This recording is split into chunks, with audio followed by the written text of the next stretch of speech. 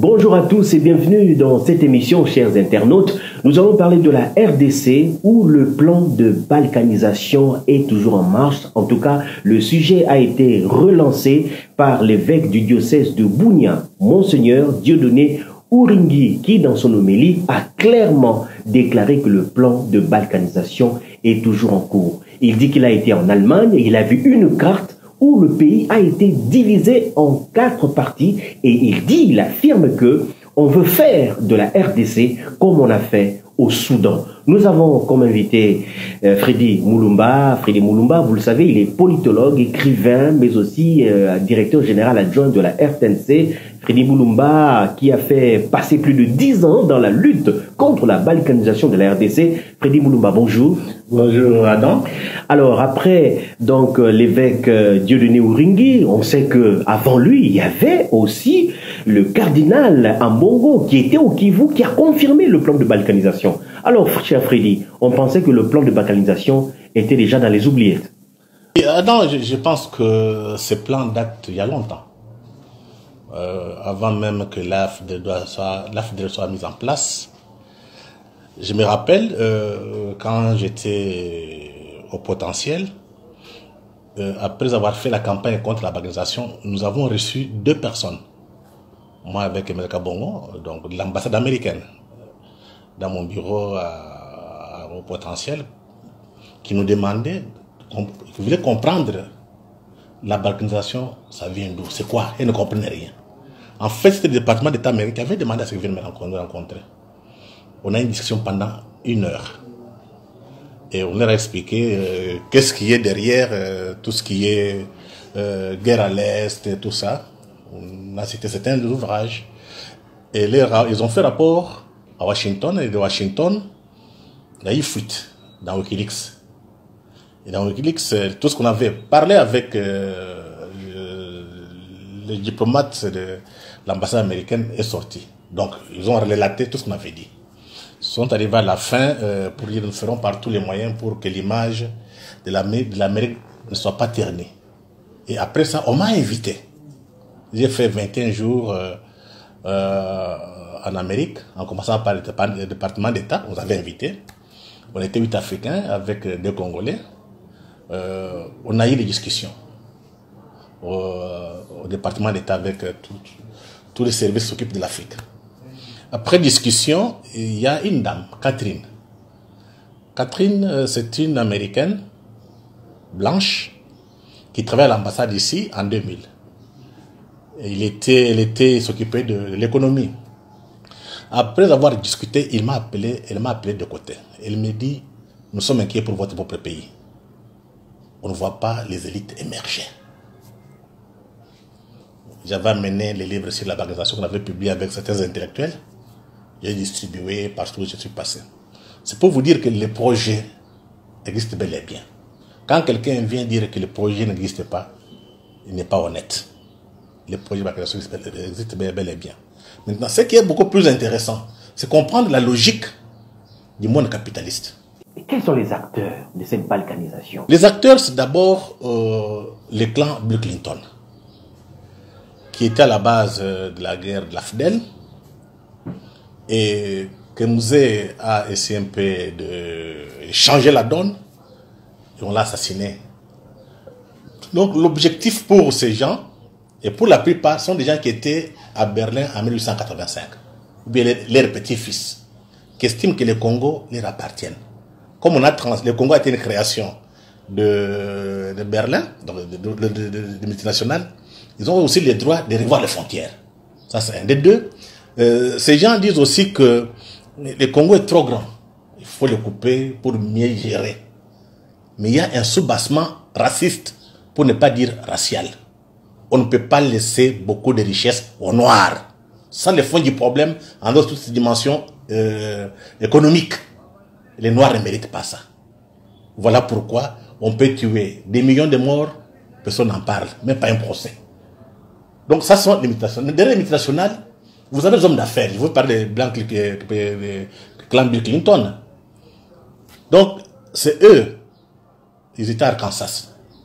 La plupart des hommes d'affaires sont des hommes d'affaires d'Arkansas qui ont monté le coup en disant nous mettons la main sur les richesses du Congo. Ensuite, on les coupe en morceaux. Et même au niveau du Parlement, du Congrès américain, il y a eu quand même des déclarations. Fess William, qui était le premier président qui s'occupe de la sous-commission Afrique, il avait dit clairement, le Congo, il faut le diviser en cinq États. Ça existe bel et bien au Congrès américain. Ceux qui veulent, qui doutent, qu'ils aillent vérifier. Donc, ces gens, ces capitalistes, ces globalistes, ne vont pas baisser les bras. Mais comment vont-ils procéder alors pour mettre ce projet de balkanisation en marche? Quelles sont leurs techniques?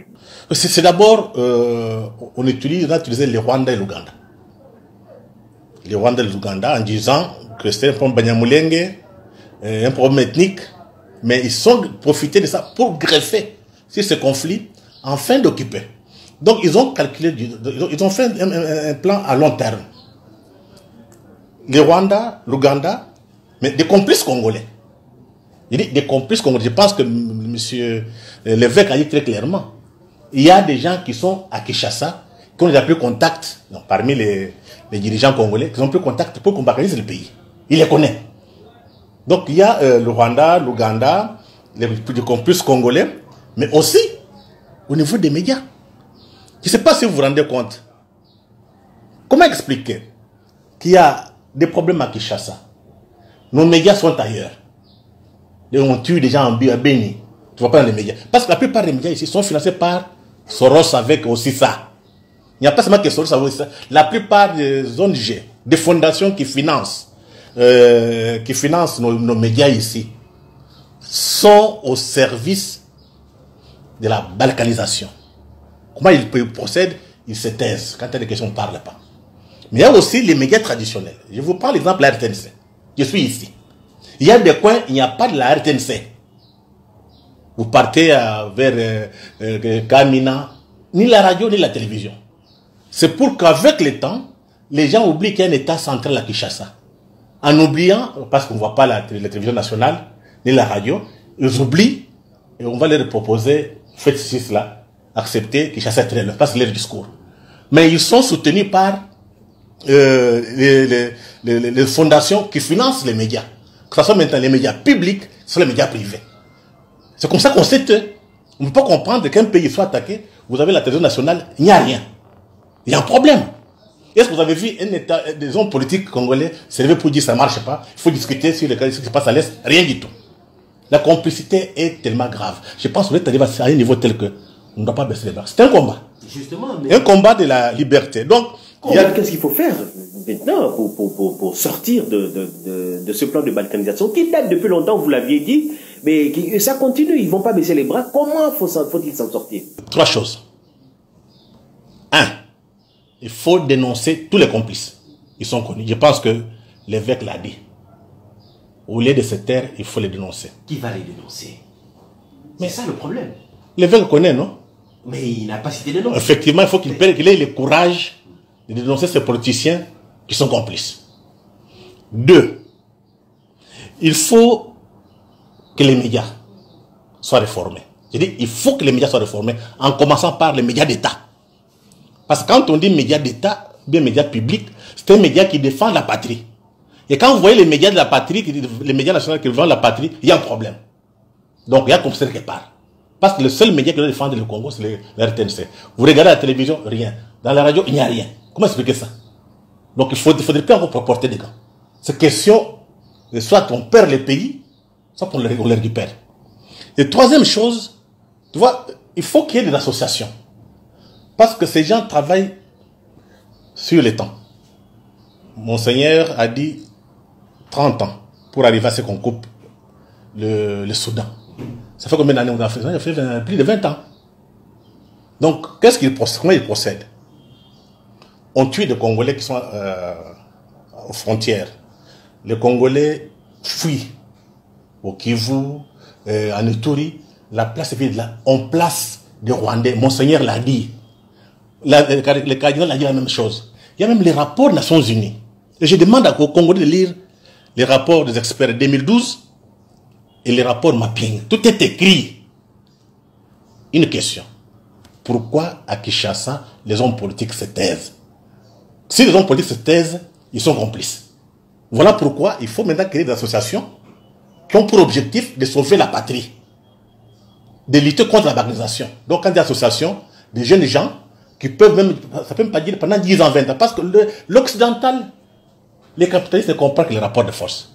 Si vous n'êtes pas organisé, il ne viendra pas travailler à votre place. Donc, c'est ces associations qui vont mobiliser le peuple.